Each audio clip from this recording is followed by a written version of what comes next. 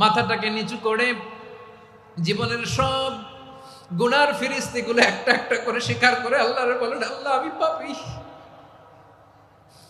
আল্লাহ আমার চেয়ে বড় পাপী এই দুনিয়াতে কেউ নাই। আমরা বলবো, আল্লাহ তুমি প্রশ্ন করার আগে তোমার একটা কথা বলি, আমারে কিছু জিজ্ঞেস করো না, আমি সব করেছি। এমন কোন পাপ নাই যে পাপ আমারে দিয়ে হয় নাই। তোমার রহমত দিয়ে তুমি জান্নাতে পাঠাবা, তোমার দয়ায় জান্নাতে যেতে চাই, আমল দিয়ে না। পারবেন বলতে? কিয়ামতের দিন আমরা বলবো, আল্লাহ আমার আমল দিয়ে জান্নাত চাই না, আমি তোমার দয়া দিয়ে জান্নাত চাই।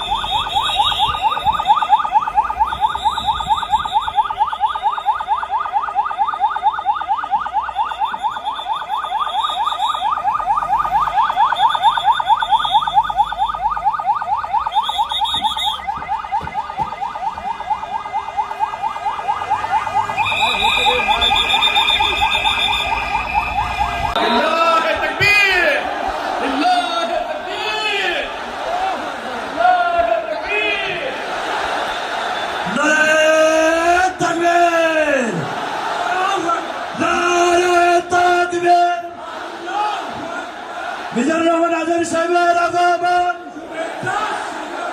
পটুয়াখালীর পক্ষ থেকে, ওয়েলফেয়ার কমিশনের পক্ষ থেকে, পরিষদের পক্ষ থেকে। আজকে আমরা যে টপিকটা নিয়ে আলোচনা করব সেটা হচ্ছে, আমরা যে জীবনে বিপদে পড়ি, আমরা বিপদে পড়লে আমাদেরকে উদ্ধার করে কে? আল্লাহ ছাড়া আমাদের বাঁচানোর কেউ আছে? উদ্ধার করার কেউ আছে? রক্ষা করার কেউ আছে? এজন্য বিপদে পড়লে আমরা চাইবো কার কাছে? আমাদের যাই দরকার হোক আমরা ফরিয়াদ করব কার কাছে? নাকি মাজারে যেয়ে চাবেন? মাজারে যেয়ে চাবেন? অনেকে তো মাজারে যেয়ে কপাল ঘষে, আসে না নাই? মাজারে যেয়ে সন্তান চায়, আছে? এই এলাকায় নাই, এই এলাকার লোকদের আকীদা খালেস আমি জানি। মাজারে যে কপাল ঘষে আর সন্তান চায়। আচ্ছা, মাজারে গেলে সন্তান পাওয়া যায়? আচ্ছা, মাজারে না গেলে যদি বাচ্চা না হতো, গরু ছাগলের যে বাচ্চা হয় ওরা কোন মাজারে মানত করে বলেন? কথা কি বুঝতেছেন? এই যে প্রতি বছর গরু ছাগল ভেড়া এগুলো যে বাচ্চা দেয়, এরা কোন মাজারে যে মানত করে? এজন্য চাইতে হবে একজনের কাছে, তিনি কে? আমার প্রিয় পটুয়াখালীবাসী, মাজার জিয়ারত করা সুন্নাহ। আমরা মাজার জিয়ারত করব, আল্লাহ ওয়ালাদের কবরে যাব, আমরা সেখানে যে সালাম দিব, দোয়া করব, নিজের জন্য করব, কবরে শুয়ে থাকা মাইয়েতের জন্য করব, পুরো মুসলিম উম্মার জন্য করব। কিন্তু কবরে যিনি শুয়ে আছে ওই বাবার কাছে সন্তান চাওয়া যাবে? চাকরি চাওয়া যাবে? সফলতা চাওয়া যাবে? সফলতা দেয় কে? সবাই বলেন নাই, আওয়াজ করে বলেন, সফলতা দেওয়ার মালিক কে? এক কথাই রব্বুল আলামিন বলেন, ওয়া ইয়ামসাসকাল্লাহু বিদুররিন ফালা কাশিফা লাহু ইল্লা হু ওয়া ইয়ুরিদকা বিখাইরিন ফালা রাদ্দা লিফাদলি ইউসিবু বিহি মান ইয়াশাউ মিন ইবাদিহি ওয়া হুয়াল গফুরুর রহিম। আল্লাহু আকবার। আল্লাহ বললেন, ওয়া ইয়ামসাসকাল্লাহু বিদুররিন ফালা কাশিফা লাহু ইল্লা হু। আল্লাহ যদি তোমাকে কোনো বিপদ স্পর্শ করায়, আল্লাহ যদি তোমারে কোনো বিপদে ফেলে দেয়, ওই বিপদ থেকে উদ্ধার করার তিনি ছাড়া আর কেউ নাই। জোরে বলেন ঠিক কিনা? তিনি যদি কোনো বিপদে ফেলেন, তিনি ছাড়া বিপদ থেকে উদ্ধার করার কেউ নাই। আর তিনি যদি তোমার প্রতি কোনো অনুগ্রহ করতে চান, ওই অনুগ্রহ ঠেকিয়ে দেওয়ার ক্ষমতাও কারো নাই। আল্লাহ যদি আপনার সফলতা দিতে চায়, পৃথিবীর কোন শক্তি ওই সফলতাকে থামাতে পারে? এজন্য আল্লাহ বললেন, খবরদার, চিন্তা আর আকীদা খালিস করে নাও। ওয়া ইয়ামসাসকাল্লাহু বিদুররিন ফালা কাশিফা লাহু ইল্লা হু। আল্লাহ বিপদে ফেললে বিপদ থেকে উদ্ধার করার কেউ থাকে না। আর আল্লাহ যদি তোমার প্রতি দয়া দেখাতে চান, অনুগ্রহ করতে চান, ওই অনুগ্রহকে প্রতিরোধ করার মতো ক্ষমতা কারো নাই। তিনি তার বান্দাদের মধ্য থেকে যাকে ইচ্ছা তাকে দেন, যত ইচ্ছা তত দেন। তিনি ক্ষমাশীল, তিনি মেহেরবান। সুবহানাল্লাহ। তিনি ক্ষমাশীল, তিনি মেহেরবান। তাহলে এই আয়াত থেকে আমরা বুঝতে পারলাম, আমরা যদি বিপদে পড়ি আমাদেরকে কেউ বাঁচাতে পারে না। আমার বাবা আমারে বাঁচাতে পারে? হ্যাঁ? আমার মা আমাকে বাঁচাতে পারে? আমার বন্ধু আমারে বাঁচাতে পারে? আমার দলের কর্মী আমাকে বাঁচাতে পারে? আমার পীর সাহেব আমারে বাঁচাতে পারে? আমার পটুয়াখালীর ভাইয়েরা খেয়াল রাখবেন, বাঁচাতে পারে এক মহান সত্তা, উদ্ধার করতে পারে এক মহান সত্তা। চিৎকার করে বলুন, তিনি কে? আবার আল্লাহ বললেন, আম্মাই ইউজিবুল মুত্তাররা ইযা দাআহু ওয়া ইয়াকশিফুস সুআ ওয়া ইয়াজআলুকুম খুলাফাআল আরদ আইলাহুম মা'আল্লাহ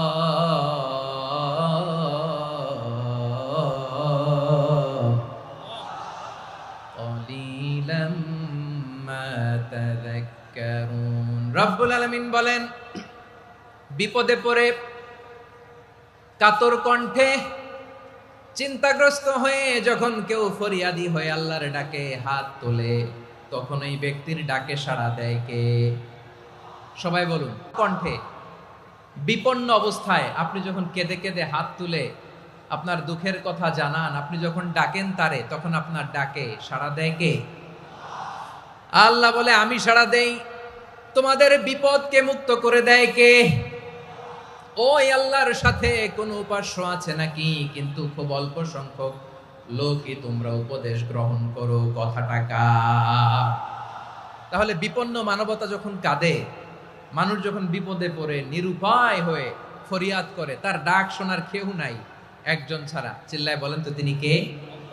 এজন্য আমরা ফরিয়াদের হাত কার দিকে তুলব?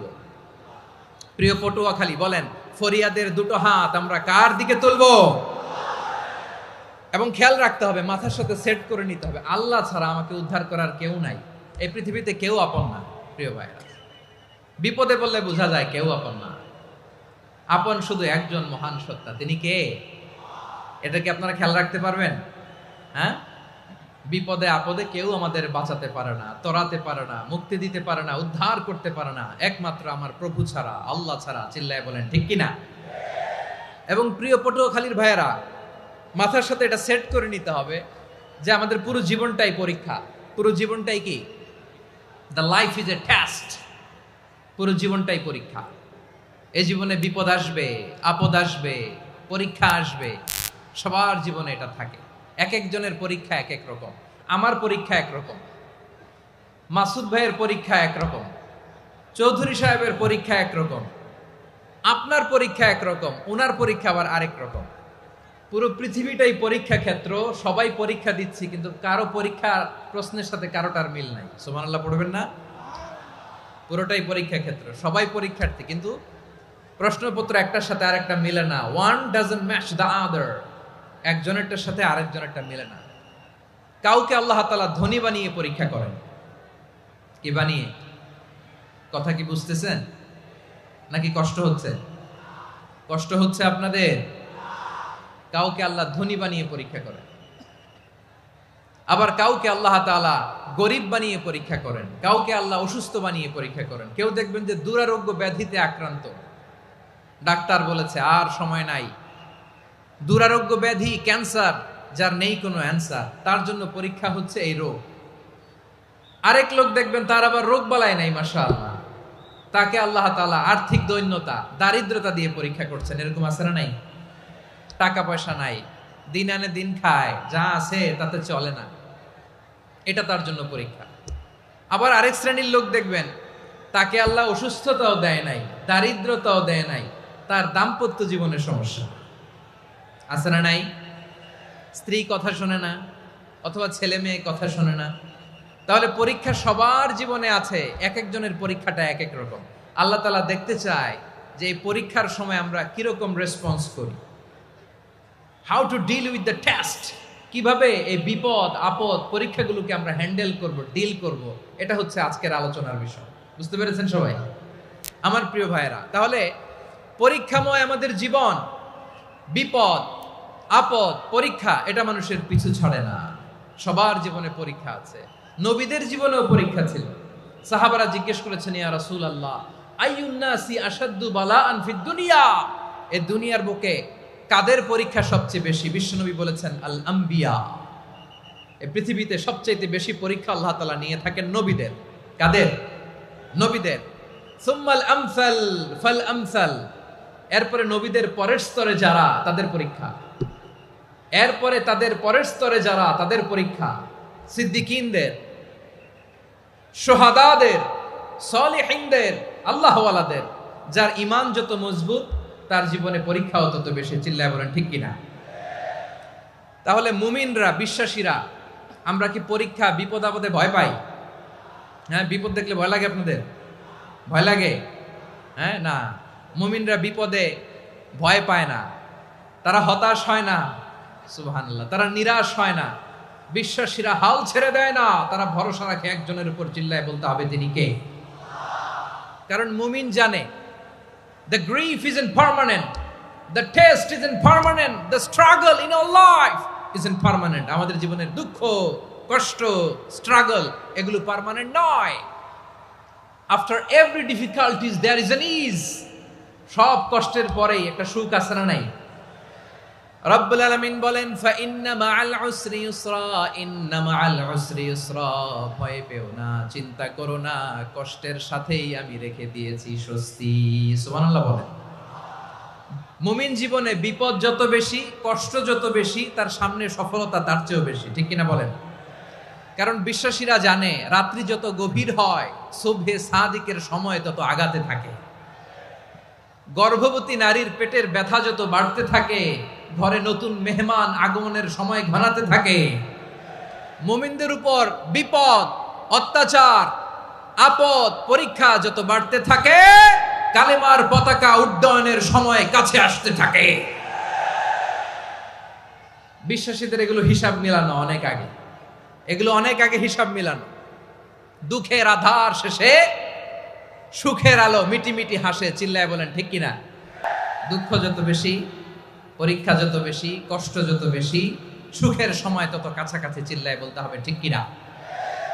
এজন্য মুমিন জীবনে পরীক্ষা বেশি, মুমিনদের হতাশা নাই। মুমিনরা নিরাশ হয় না, হতাশ হয় কাফিররা। মুমিনরা কখনো হাল ছেড়ে দেয় না, মুমিনরা ভরসা রাখে একজনের উপর, তিনি কে? তাহলে আমার প্রিয় পটুয়াখালীবাসী, বিপদ থাকবে, পরীক্ষা থাকবে, এই বিপদ থেকে আমাদেরকে উদ্ধার করবেন একজন, তিনি কে? আমরা শুধু আল্লাহর উপরই ভরসা রাখবো। রাজি আছেন তো? চাইবো একজন সত্তার কাছে, আওয়াজ করে বলুন, তিনি কে?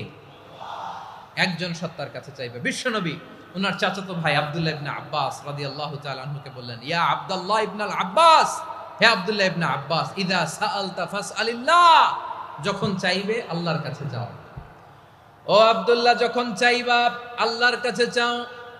ওয়া ইযা ইসতাআনতা ফাসতাইন বিল্লাহ, যখন সাহায্য চাইবা আল্লাহর কাছে ফরিয়াদ করো। জেনে রেখো ও আব্দুল্লাহ, ওয়া'লাম আন্নাল উম্মাতা লাউ ইজতামাআত আলা আন ইয়ানফাউকা বিশাইইন লাম ইয়ানফাউকা ইল্লা বিশাইইন ক্বাদ কাতাবাহু আল্লাহু লাক। ও আব্দুল্লাহ, জেনে রেখো, মনে রেখো, গোটা বিশ্বের সবাই মিলে যদি তোমার উপকার করতে চায় ততটুকুই তারা করতে পারবে যতটুকু আল্লাহ তোমার নসিবে সেটা লিখে রেখেছে, ঠিক কিনা বলেন? আর যদি গোটা বিশ্বের সবাই মিলে তোমার বিরুদ্ধে কনস্পাইরেসি করে, ষড়যন্ত্র করে, গোটা বিশ্বের সবাই মিলেও যদি তোমার ক্ষতি করতে চায় ততটুকুই শুধু পারবে যেটা আল্লাহ তোমার জন্য বরাদ্দ রেখেছে। যতটুকু আল্লাহ তাআলা তোমার জন্য বরাদ্দ রেখেছে অতটুকুই ক্ষতি করতে পারবে, আর এক চুল বেশিও করতে পারবে না, কমও করতে পারবে না। চিল্লায় বলেন ঠিক কিনা? এজন্য আমরা চাইবো কার কাছে? সবাই বলেন নাই, আওয়াজ করে বলেন, কার কাছে? সব সময় আমরা আল্লাহর কাছে চাইবো, বিপদে আপদে, সুখে দুঃখে, সচ্ছল অবস্থায় অসচ্ছল অবস্থায়, পরাজয়ের সময় বিজয়ের সময়, সব সময় আমরা ভরসা রাখবো কার উপর? সবাই বলুন। একদল লোক আছে যারা বিপদে পড়লে আল্লাহরে ডাকে, আছে না নাই? পটুয়াখালীতে মাশাআল্লাহ নাই। বিপদ আসলে আল্লাহরে ডাকে, বিপদ নাই আল্লাহও নাই। বিপদে পড়লে নামাজ পড়ে, বিপদও নাই নামাজও নাই। বিপদে পড়লে জিকির করে, বিপদ যখন চলে যায় ওদের জিকিরও বন্ধ হয়ে যায়। এরকম আছে না নাই? কিছু লোক দেখবেন পরীক্ষা আসলে নামাজ পড়ে, আছে আছে? জেনজি আওয়াজ করো, এরকম আছে?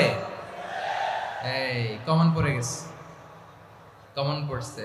দেখবেন পরীক্ষার সময় নামাজ পড়ে, পরীক্ষাও নাই নামাজও আছে। এরকম কিছু লোক আছে অসুস্থ হলে আল্লাহরে বড্ড ভালোবাসে, আল্লাহরে খুব ডাকে।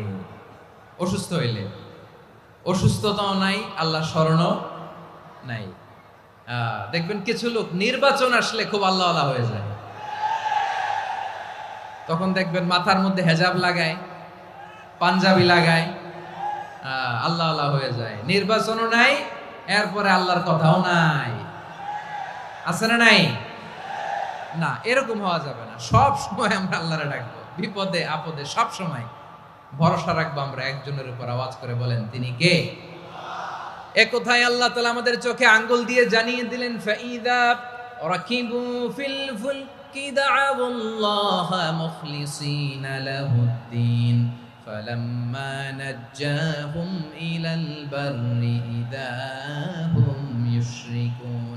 আল্লাহ বলে, একদল লোক আছে, তারা যখন নৌযানে চড়ে, জলযানে চড়ে, সাগরের মধ্যে যখন জাহাজে চড়ে, লঞ্চে চড়ে, তারা যখন তুফানের সম্মুখীন হয় তখন তারা আল্লাহরে বড্ড বেশি ডাকে, একান্ত ভাবে ডাকে, বিশুদ্ধ চিত্তে ডাকে।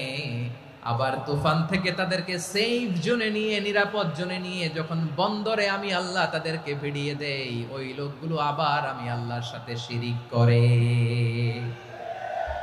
এরকম আছে না নাই? জাহাজে উঠছে, সাগরের মাঝখানে তুফান, ওই সময় দেখবেন আল্লাহ কারে কয়। এই কথা তো আপনাদেরকে বোঝানো সহজ, আপনারা তো নদীর দেশের মানুষ। লঞ্চে চড়েন নাই কারা কারা? দেখি, লঞ্চে চড়ছেন? হ্যাঁ, লঞ্চে চড়ে নাই এরকম একজনও নাই এখানে। আচ্ছা, লঞ্চে উঠছেন কে কে? দেখি, মাশাআল্লাহ মাশাআল্লাহ মাশাআল্লাহ। ঠিক আছে, আপনাদের বোঝানো সহজ। আচ্ছা, লঞ্চে উঠে তুফানের সম্মুখীন হয়েছেন, জলোচ্ছ্বাস সবাই, মাশাআল্লাহ। তো এই ওয়াজ তো আপনাদের মুখস্থ, ঠিক কিনা বলেন? আমার বলার দরকার নাই, বলেন। মাঝ নদী, তুফান, জলোচ্ছ্বাস, জলের মধ্যে উচ্ছ্বাস, ঢেউ, টর্নেডো, সাইক্লোন, মেঘের ঘনঘটা, পরিবেশ ঘুটঘুটে অন্ধকার, লঞ্চ একবার এদিকে আরেকবার ওইদিকে, ভিতরে কি অবস্থা হয় বলেন তো? হ্যাঁ, তখন মুসলিমও আল্লাহর ডাকে, হিন্দু আল্লাহর ডাকে, ঠিক কিনা বলেন? আস্তিক আল্লাহর ডাকে, নাস্তিক আল্লাহর ডাকে, ঠিক কিনা? লঞ্চের ভেতর, স্টিমারের ভেতর কান্নারে রোল পড়ে যায়, চিৎকারের রোল পড়ে যায়, সবার মুখ দিয়ে শুধু একটা আওয়াজ, লা ইলাহা লা ইলাহা লা ইলাহা সুবহানাল্লাহ আলহামদুলিল্লাহ লা ইলাহা। আল্লাহ নামের জিকির করবে যারা, আল্লাহর কাছে প্রিয় তারা, আল্লাহর কাছে প্রিয় যারা, জান্নাতে প্রবেশ করবে তারা, জোরে লা ইলাহা লা ইলাহা ইল্লাল্লাহ লা ইলাহা ইল্লাল্লাহ মুহাম্মাদুর রাসূলুল্লাহ সাল্লাল্লাহু আলাইহি ওয়াসাল্লাম। আমার প্রিয় পটুয়াখালীবাসী, তাহলে লঞ্চের ভেতরে যখন আমরা তুফানের মধ্যে পড়ি, তখন সবাই মিলে আমরা একটা নামের জিকির করি। নামটা কার? মুসলমানেরাও ডাকে, হিন্দুরাও ডাকে, আস্তিকও ডাকে, নাস্তিকও ডাকে, সবাই ডাকে একজনকে, তিনি কে? আবার দেখবেন ওই আল্লাহ তুফানের পরে, ঝড়ের পরে ওই লঞ্চটাকে যখন সদর ঘাটে ফিরিয়ে দেয়, আবার আমরা নাফরমানি শুরু করে দেই। সে কোথায় আল্লাহ বললেন, ফাইদা রাকিবু ফিল ফুলকি দাআউল্লাহ মুখলিসিনা লাহুদ্দিন ফালাম্মা নাজ্জাহুম ইলাল বাররি ইযা হুম ইউশরিকুন। সাগরে যখন তুফানে পড়ে আমি আল্লাহর ডাকে, আবার আমি আল্লাহ যখন বাঁচিয়ে দেই, আবার আমি আল্লাহর সাথে শিরিক শুরু করে। আমরা কি এরকম হতে চাই নাকি? এরকম করবেন? হ্যাঁ না, আমরা তুফানে পড়লেও আল্লাহরে ডাকি, আবার বাঁচায় দেওয়ার পরেও ডাকি কারে? আল্লাহকেই ডাকি। বিমানের মধ্যে মাঝে মাঝে দেখবেন যে এয়ার টার্বুলেন্স হয়, জানেন? এয়ার টার্বুলেন্স জানেন তো? মাঝে মাঝে বিমানটা বাউন্সিং করে, বাম্পি, ভেরি বাম্পি ওয়েদার। শোনেন নাই? 40,000 ফিট উপরে যখন থাকে, তখন পাইলট মাঝে মাঝে বলে, dear passengers, ladies and gentleman, right now we are flying 40,000 feet above the ground and we are passing very air turbulence, very heavy air turbulence right now. Please fasten your seat belt. দেখবেন মাঝে মাঝে বলে যে, ভদ্র মহিলা, ভদ্র মহোদয়গণ, আমরা 40,000 ফিট উপর দিয়ে যাচ্ছি আর এয়ার টার্বুলেন্স ফেস করছি, মেহেরবানি করে আল্লাহর হস্তে সিট বেল্ট বাঁধুন। তখন বিমানটা এরকম বাউন্সিং করে, শেকিং করে। আপনারা মুখোমুখি হয়েছেন? ইদানিং এই এয়ার টার্বুলেন্স বেড়ে গিয়েছে। গত বছর আমার ইন্টারন্যাশনাল অনেকগুলো ফ্লাইট ছিল, তো আমি দেখলাম যে আগের ফ্লাইটগুলোর তুলনায় এখন এয়ার টার্বুলেন্স খুব বেশি। আমি একটু রিসার্চ করে দেখলাম, ক্লাইমেট চেঞ্জের কারণে, জলবায়ু পরিবর্তনের কারণে আকাশের বাতাসের মুভমেন্টে পরিবর্তন হয়েছে, ফলে এখন বিমান শেকিং করে বেশি, বাউন্সিং, বাম্পি ওয়েদার। তো বলেন তো, 40,000 ফিট উপরে যখন আপনি, কয় হাজার ফিট? সবাই বলুন, কয় হাজার ফিট? 40,000 ফিট উপরে যখন আপনি, তখন যখন বিমানটা এরকম বাউন্সিং করে, সবাই যখন ভমিটিং করে বিমান নষ্ট করে দেয়, বমি করে, তখন বাঁচানোর কে আছে আল্লাহ ছাড়া? কেউ আছে? ওই মুহূর্তেও সবাই মিলে একজনের ডাকে আওয়াজ করে বলেন, তিনি কে? মাঝে মাঝে কিছু সোশ্যাল মিডিয়ায় কিছু ভিডিও পাওয়া যায় যে হেভি যখন এয়ার টার্বুলেন্স হয়, 10 সেকেন্ড 15 সেকেন্ডের কিছু ভিডিও পাওয়া যায়, বিমানটা এরকম বাউন্সিং করছে, বাম্পি ওয়েদার, কাঁপছে, মানুষগুলো বমি করছে, অক্সিজেন মাস্কগুলো সব ঝুলে পড়েছে, বিমানটা শুধু কাঁপছে। তখন দেখবেন বিমানের ভেতরেও এরকম লঞ্চের মতো চিৎকার আছে না নাই? বিমানের ভেতরেও তখন চিৎকার। গত বছর হিথ্রো এয়ারপোর্ট থেকে সিঙ্গাপুর এয়ারলাইন্সের একটা ফ্লাইট হিথ্রো টু চাঙ্গি একটা ফ্লাইটে এমন বেশি এয়ার টার্বুলেন্সের শিকার হয়েছিল ওই এয়ারক্রাফটটা, 33 জন যাত্রী সেখানে আহত হয়েছে, একজন যাত্রী নিহত হয়েছে। কেবিন ক্রুজ, এয়ার হোস্টেস যারা আছে, একজনের নাক ফেটে, চোখ ফেটে, কপাল ফেটে, ব্লিডিং হয়ে শয়লা।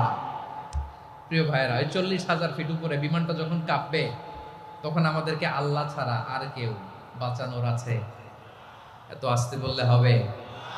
ওই কঠিন মুহূর্তে আমার বাবা আমারে বাঁচাতে পারে, আমার বন্ধু আমারে বাঁচাতে পারে। এই গ্রাউন্ডে, জমিনের বুকে আমার প্রোটোকল, আমার ক্ষমতা, আমার দাম্ভিকতা কোনো কিছু আমারে বাঁচাতে পারে একজন ছাড়া। চিল্লায় বলতে হবে, তিনি কে? সে আল্লাহ বললেন, গোলাম আমি বিপদের সময় ঠিকই তোমাদের বাঁচিয়ে দেই। ওই বিমানের ভেতরে 40,000 ফিট উপরে যখন তোমরা এয়ার টার্বুলেন্সের শিকার হও, তখন নাস্তিকও আল্লাহরে ডাকে, হিন্দু আল্লাহরে ডাকে। জোরে বলেন ঠিক কিনা? আবার বিমানটা যখন শান্ত হয়ে যায়, একটু পরেই বিমানের স্ক্রিনের মধ্যে হিন্দি সিনেমা খোঁজে। বিমানের স্ক্রিনে কিন্তু বিশাল ওখানে আফলাম ফিল্মের একেবারে বোঝাই করা। বিমানটা শান্ত হলে আবার হিন্দি সিনেমা দেখা শুরু করে। একটু আগে ডাকছিল কারে? দেখবেন বাংলাদেশে আমাদের ক্রিকেটাররা যখন অন্য কোনো দেশের সাথে খেলে, অনেক সময় এমন হয়, বল বাকি একটা, রান দরকার 6টা। বল বাকি কয়টা? পটুয়াখালী বোঝে নাই বোধহয়। বল বাকি কয়টা? রান দরকার। আপনি দেখবেন ক্যামেরাম্যান তখন গ্যালারিতে খালি দেখায় দর্শকদের যে কি অস্থিরতা। হিপ হপ স্টাইলের মেয়েটা, যে মেয়েটার ওড়না এতক্ষণ ছিল গলায়, এতক্ষণ কইছিল, ওই মেয়েটা দেখবেন ওড়নাটা টেনে মাথায় দিয়ে এরকম মুনাজাত ধরতেছে, আল্লাহ আল্লাহ, একটা সক্কা, আল্লাহ আল্লাহ, আমার লাল সবুজের পতাকারে তুমি অপমানিত কইরো না আল্লাহ, ইন্ডিয়ার সাথে আমাদের খেলা, আল্লাহ আল্লাহ, একটা সক্কা, একটা। পুরো খেলা জুড়ে এই মেয়ের ওড়না ছিল গলায়, কিন্তু যখন 1 বলে 6 রান দরকার, ওড়না চলে আসছে কোথায়? মাথায়। আবার মুনাজাত আছে না নাই? ঠিকই বাংলাদেশের দামাল ছেলে এমন এক শট মারলো, বল চলে গেল স্টেডিয়ামের বাইরে, ছক্কা, জিতে গেলাম আমরা। পুরো স্টেডিয়াম জুড়ে চিৎকার, হই হুল্লোড়, মৌজ মাস্তি। যেই মেয়েটা মাথার মধ্যে ওড়না দিয়ে এতক্ষণ সুবহানাল্লাহ সুবহানাল্লাহ বলে আল্লাহর কাছে দোয়া করেছে, ওই মেয়ে এখন আবার ওড়না ফেলে দিয়ে নাচা শুরু করে দিয়েছে। তাহলে আল্লাহর ভয়, আল্লাহর প্রতি আস্থা, বিশ্বাস, ভালোবাসা, এটা কি ক্ষণিকের জন্য? মানে আমার যখন লাগবে তখন আল্লাহরে ইউজ করবো নাকি? হ্যাঁ, বিপদে আপদে, সুখের সময় দুঃখের সময়, সচ্ছল অসচ্ছল অবস্থায় বিশ্বাসীরা ভরসা রাখে একজনের উপর। চিৎকার করে বলো, পটুয়াখালী তিনি কে? সে আল্লাহ বললেন, গোলাম মনে করো না জাহাজ থেকে সদরঘাটে ভিড়িয়ে দিলাম, তুমি নিরাপদ হয়ে গেছো। মনে করো না 40,000 ফিট থেকে সেফ ল্যান্ডিং এর পরে এয়ারপোর্টে নেমে গেলেই তুমি নিরাপদ হয়ে গেছো। ও মিয়া, বিপদ কি শুধু সাগরে আর আকাশে? ঘরের ঘরের ভেতরও বিপদ আসতে পারে কি পারে না? এজন্য সূরা মুলক আল্লাহ বললেন, আমিনতুম মান ফিস সামাই আন ইয়াখসিফা বিকুমুল আরদা ফাইদা হিয়া তামুর। তোমরা কি ভাবছো তোমরা নিরাপদ? সাগরের মধ্যে তুফান, আল্লাহ আল্লাহ ডাকলাম, সদরঘাটে যেয়ে পড়ছি, পয়সা গেছেন তো আপনি। আর পাবে আপনারে আল্লাহ? আল্লাহরে তো সাগরের মাঝখানে তো আল্লাহ আপনারে পাইছিল, আর তো পাবে না। আর পাবে আপনারে? আর আল্লাহ ধরতে পারবে আপনারে? ঘরের ভেতরও বিপদ দিয়ে আটকাতে পারে কে? 5 স্টার 7 স্টার হোটেলের ভেতরও আমাকে বিপদের মধ্যে ফেলে দিতে পারেন কে? আল্লাহ বললেন, তোমরা কি ভেবেছো তোমরা নিরাপদ? আমি চাইলে ল্যান্ডস্লাইডস, ভূমি ধস দিয়ে 1 লক্ষ 1 মুহূর্তে নিয়ে যেতে পারি। 1 সুনামি দিয়ে থাপ্পড় মেরে 3 লক্ষ সাগরের ভেতরে ঢুকায় দিতে পারি। 1 সেকেন্ডও লাগে না আমার। أم أمنتم من في السماء أن يرسل عليكم حاصبا فستعلمون كيف نذير আল্লাহ চাইলে আকাশ থেকে পাথর বৃষ্টি নাজিল করতে পারেন কি পারেন না? এই মুহূর্তে এখানে ভূমিকম্প দিতে পারেন কি পারেন না? আচ্ছা, ভূমিকম্প যখন হয় আমাদের কারো হুঁশ থাকে? আপনি মনে করছেন আমরা সাধারণ মানুষ, আমরা দৌড় দেই, আর প্রেসিডেন্ট প্রধানমন্ত্রী ওনারা বুঝি খাটে শুয়ে থাকে? কথা বুঝে নাই বোধহয়। ভূমিকম্প, আর্থকোয়েক যদি হয়, বাঁচার জন্য আমরা কি করি? হয় খাটের তলায়, ডাইনিং টেবিলের নিচে, উপরে শক্ত কিছু আছে এটার নিচে, অথবা ঘর থুইয়া দেও দৌড়। তো প্রধানমন্ত্রী উনি কি করে? প্রেসিডেন্ট উনি কি করে? হ্যাঁ, উনি খাটের মধ্যে যে শুয়ে থাকে নাকি? উনিও দৌড়, সাধারণ মানুষও দৌড়, প্রধানমন্ত্রীও দৌড়, বাড়িওয়ালাও দৌড়, ভাড়াটিয়াও দৌড়, সবাই দৌড়। নাকি ভাড়াটিয়ারা বাড়ি থুইয়া দৌড়, বাড়িওয়ালারা আর বেরোয় না? এরকম না। তাহলে যে কোনো মুহূর্তে ভূমিকম্প দিয়ে নাস্তানাবুদ করতে পারে কে? আমার প্রিয় ভাইয়েরা, আমরা নিরাপদ নই, আমরা তার দয়ায় বেঁচে আছি। কার দয়ায়? এজন্য আল্লাহ বললেন, গোলাম, যে কোনো মুহূর্তে বিপদ দিয়ে তোমাদেরকে নাস্তানাবুদ করতে পারি। বিশ্বাসী বলে যদি নিজেকে দাবি করো, সব সময় ডাকতে হবে একজন সত্তাকে। বলেন তিনি কে? এই কথা ক্লিয়ার? এই সবগুলো উদাহরণ শেষে সবার কাছে ক্লিয়ার হয়েছে না যে বিপদ থেকে, আপদ থেকে, পরীক্ষা থেকে, ক্যালামিটি থেকে আমাদেরকে কেউ বাঁচাতে পারে না একজন সত্তা ছাড়া। আবারও বলেন তো তিনি কে? ক্লিয়ার? হ্যাঁ, সবাই বুঝতে পারছেন? আচ্ছা, এবার আমরা দেখি বিষ্ণু ইসা ইসলামের জীবনে বিপদ আপদ ছিল কিনা। উনি বিপদ আসলে কিভাবে ডিল করতেন, বিপদ আসলে কোন দোয়া পড়তে হয়, কিভাবে ফরিয়াদের হাত উত্তোলন করতে হয়, কিভাবে রবের দরবারে নতজানু হয়ে ফরিয়াদ করতে হয়, এটা জানার দরকার আছে না নাই? আসুন আমরা বিশ্বনবীর জীবনী থেকে দেখি বিপদ আসলে উনি কি করতেন। বিপদ আসলেই প্রথমে বিশ্বনবী সাল্লাল্লাহু আলাইহি ওয়াসাল্লাম একটা দোয়া পড়তেন। কি পড়তেন? তিনি পড়তেন, ইন্না লিল্লাহি ওয়া ইন্না ইলাইহি রাজিউন। নিশ্চয় আমরা আল্লাহর জন্য, নিশ্চয় আমরা কার দিকে ফিরবো ভাই? আবার কার দিকে ফিরবো? আওয়াজ করে বলুন তো, আমরা এসেছি কার কাছ থেকে? আবারও ফিরে যাব কার কাছে? এজন্য বিষ্ণুই পড়ছেন, ইন্না লিল্লাহি ওয়া ইন্না ইলাইহি রাজিউন। নিশ্চয় আল্লাহর জন্য, ওই আল্লাহর দিকেই আমরা ফিরে যাব। তারপরে বিশ্বনবী পড়তেন, আল্লাহুম্মা আজুরনি ফি মুসিবাতি ওয়াখলুফ লি খায়রাম মিনহা। একসাথে প্রথমে পড়তেন ইন্না লিল্লাহি ওয়া ইন্না ইলাইহি রাজিউন, তারপর পরে পড়তেন আল্লাহুম্মা আজুরনি ফি মুসিবাতি ওয়াখলুফ লি খায়রাম মিনহা। মানে আল্লাহ, এই যে আমি বিপদে ধৈর্য ধারণ করলাম, এটার সব তুমি আমার দাও, আর যেটা হারালাম এর চেয়ে ভালো কিছু দিয়ে মেকআপ করে দিও, ভালো কিছু দিয়ে বদল করে দিও। সুবহানাল্লাহ পড়েন। তাহলে বিপদ আসলে আমরা কি পড়বো?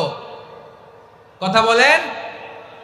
এই যে আমি শুয়েছিলাম, নাশিদ গাচ্ছিল ওরা, এদেশে পরস্পরে দেখা হলে দেয় সালাম, এদেশে আমজনতার হৃদয় জুড়ে পাকালাম, এদেশে বিপদ এলে সর্বজনে সর্বক্ষণে দোয়া পড়ে ইন্না লিল্লাহ। কি পড়ে?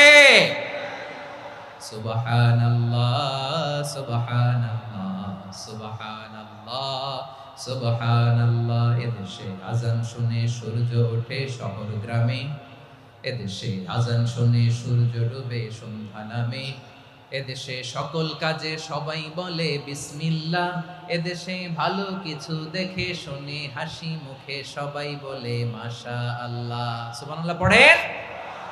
তাহলে বিপদ এলে আমরা কি পড়ি? কথা বুঝলে সবাই উত্তর দিতে হবে, বিপদ এলে কি পড়ি? তাহলে বিপদ এলেই আমরা এখন থেকে ইন্না লিল্লাহ পড়বো, নাকি হাই হুতাশ করবেন? একদল আছে হাই হুতাশ করে, হায় আল্লাহ রে মোর কি হইল রে, মই কি হরমু রে, মই কমবে জামু রে, আছে না নাই? এরকম বিলাপ করতে নিষেধ করেছেন বিশ্বনবী।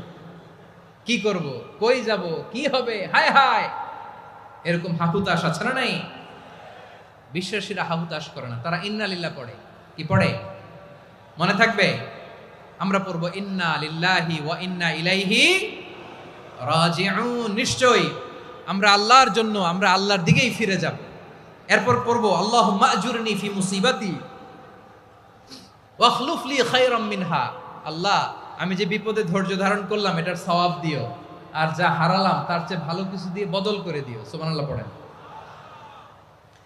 বিশ্বনবীর হাদিস শুনলেন উম্মে সালামা রাদিয়াল্লাহু তাআলা আনহা। ওনার স্বামী হলো আবু সালামা। মজার ঘটনা খেয়াল করে শুনেন আমার প্রিয় কলিজার টুকরা ভাইয়েরা। কানগুলো খরগোশের কানের মতো খাড়া করে আমার দিকে তাকান। সাইয়্যিদাতুনা উম্মে সালামা রাদিয়াল্লাহু তাআলা আনহা, ওনার স্বামীর নাম আবু সালামা। শ্রেষ্ঠ দম্পতি, শ্রেষ্ঠ ফ্যামিলি।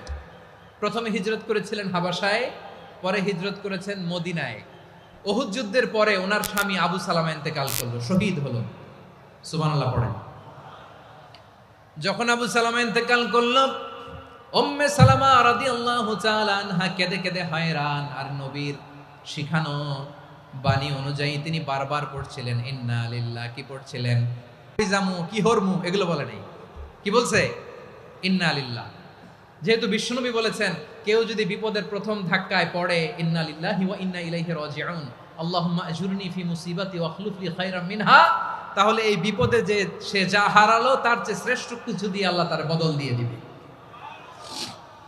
এই হাদিস শুনে উম্মে সালামা রাদিয়াল্লাহু তাআলা আনহা ওনার প্রাণ প্রিয় স্বামী আবু সালামার ইন্তেকালের পরে চোখের পানি ছাড়ে আর পড়ে ইন্না লিল্লাহি ওয়া ইন্না ইলাইহি রাজিউন, আল্লাহুম্মা আজুরনি ফি মুসিবাতি ওয়া আখলুফ লি খায়রাম মিনহা।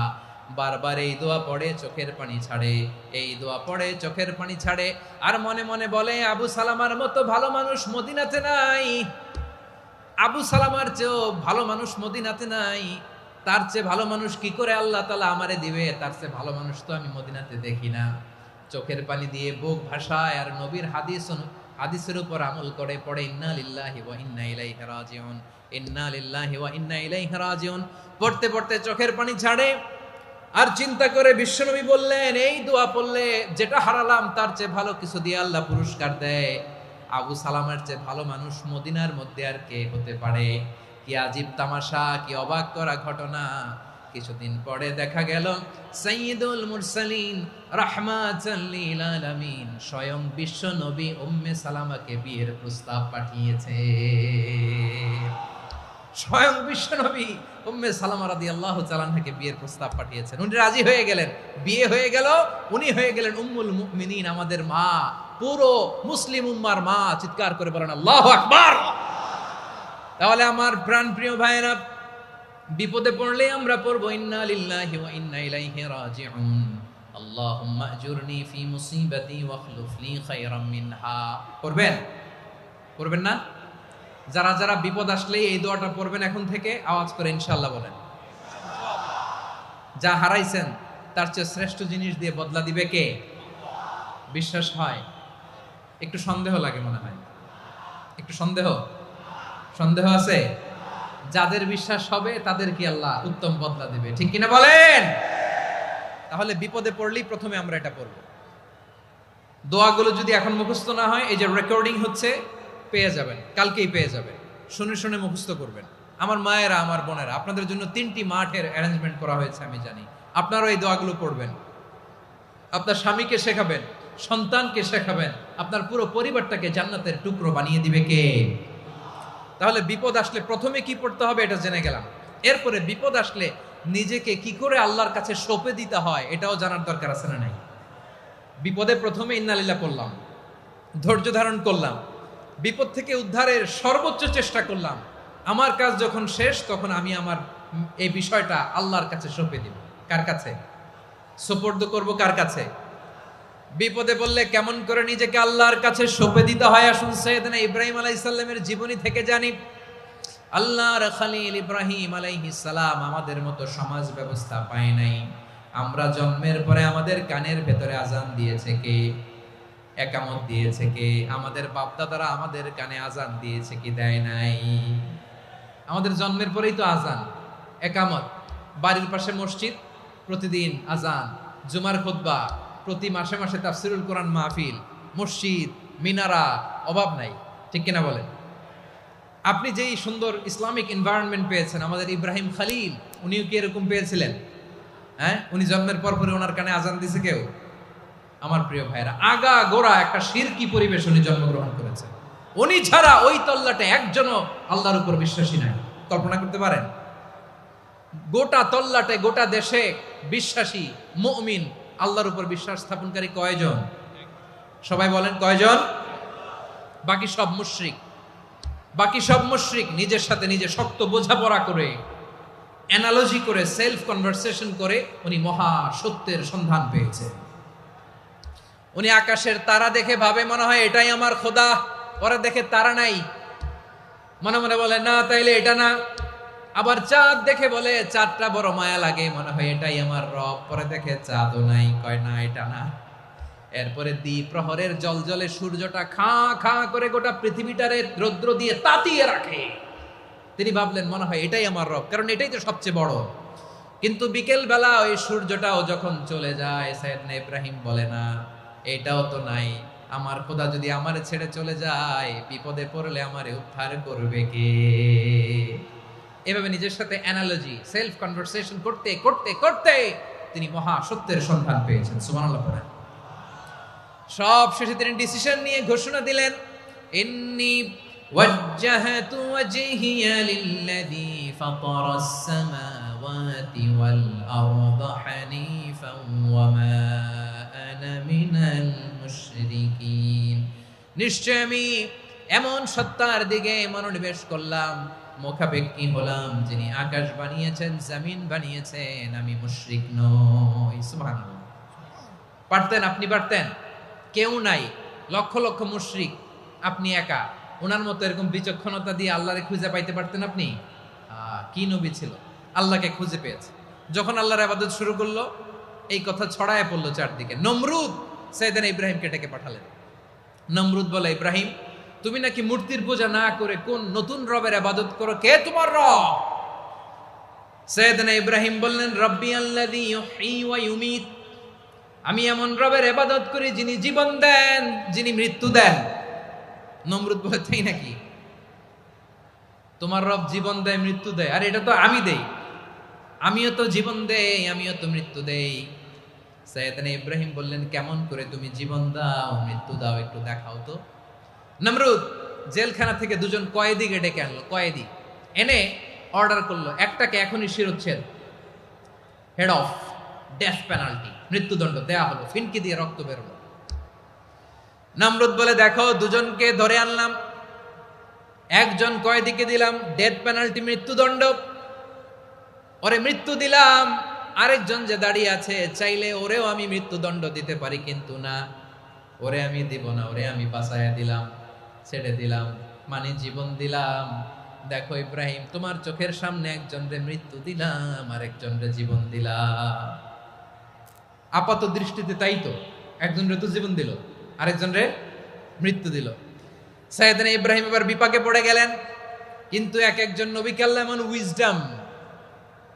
এমন উইজডম, বিচক্ষণতা দিয়ে এই জমিনে পাঠিয়েছেন। মুহূর্তের মধ্যে আল্লাহর খলিল ইব্রাহিম বললেন, ফাইন্নাল্লাহা ইয়াতি বিশ-শামসি মিনাল মাশরিকি ফাতি বিহা মিনাল মাগরিব ফাবুহিতাল্লাযী কাফার।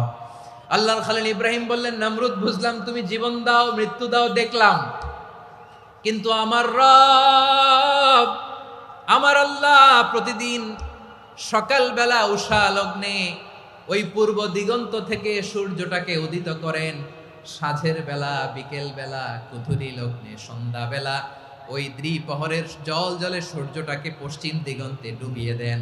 মানে সকালবেলা পূর্ব দিক থেকে উদিত করা সূর্যটাকে পশ্চিম দিকে বিকেলে তিনি ডুবিয়ে দেন। তুমি যদি পারো ওই সূর্যটাকে পশ্চিম দিক থেকে উদিত করে পূর্ব দিকে ডুবিয়ে দাও। সুবহানাল্লাহ পড়বেন না? দেখেন, ইনস্ট্যান্ট ইন্টেলেক্ট, মুহূর্তে বিচক্ষণতা, উইজডম কাকে বলে? নমরুদ পারবে? নমরুদের বাপ পারবে? ওর দাদা, ওর 14 গোষ্ঠী, গোটা বিশ্বের সব ক্ষমতাধর রাষ্ট্রনায়করা একসাথে হলে পারবে? ফাবুহিতাল্লাযী কাফার পারে নাই, ব্যর্থ হয়েছে। এবার তেলে বেগুনে জ্বলে উঠেছে, রেগে মেগে আগুন বলে, ফালকুহু ফিল জাহিম। ওর সাথে তর্ক নাই, না পেরে এবার এটারে আগুনে ফেলা। বিশাল বিশাল গাছ কেটে লাকড়ি এনে আগুনের কুণ্ডলি বানানো হলো, দাও দাও দাও দাও করে আগুন জ্বলে। আল্লাহর খলিল ইব্রাহিমকে আগুনে নিক্ষেপ করা হবে। আল্লাহর খলিল সাইয়েদনা ইব্রাহিমের হাতের মধ্যে রশি দিয়ে টাইট করে বাঁধা হলো। পায়ের মধ্যেও টাইট করে রশি দিয়ে বাঁধা হলো। আল্লাহর খলিল ইব্রাহিমকে আগুনের কুণ্ডলীর মধ্যে ফেলা হবে। অমিয়া, আপনি যে বিপদের কারণে ভয় পান, হতাশ হন, এটা কোনো বিপদ ওনার বিপদের সামনে? পটুয়াখালী আওয়াজ করে বলুন, সৈয়দনা খলিল ইব্রাহিমের বিপদের সামনে আমাদের বিপদগুলো কোনো বিপদ? এটা কোনো বিপদই না, এটা কোনো বিপদই না। হাত পা বেঁধে টাইট করে নিক্ষেপ করা হবে, সিম্পলি ফেলা যাবে না, কারণ দাও দাও করে দ্য ব্লেজিং ফায়ার, এমন আগুনের কুণ্ডলী কাছে যাওয়া যায় না, আগুনের উত্তাপে নিক্ষেপ করা হবে। হাতে রশি বেঁধে পায়ে রশি বেঁধে আল্লাহর খলিল ইব্রাহিম আলাইহিস সালামকে আগুনের মধ্যে নিক্ষেপ করা হবে। আহা, এটার বলে অগ্নি পরীক্ষা। উনি অগ্নি পরীক্ষার সম্মুখীন হয়েছিলেন। এজন্য কঠিন পরীক্ষাকে আমরা অগ্নি পরীক্ষার সাথে তুলনা করি, ঠিক কিনা? সাইয়েদনা জিবরাইল এসে বললেন, ও আল্লাহর খলিল, ওরা তো আপনার হাতও বেঁধে ফেললো, পাও বেঁধে ফেললো, নড়াচড়ার সুযোগ নাই, বলেন আমি জিবরিল ফেরেশতা আপনার জন্য কি করতে পারি? আল্লাহর খলিল ইব্রাহিম বলেন, ও জিবরাইল, তোমার কাছে আমার কোনো চাওয়া পাওয়া নাই। সুবহানাল্লাহ বলেন। তোমার কাছে বলার কিছু নাই, তোমার সাহায্যের আমার দরকার নাই।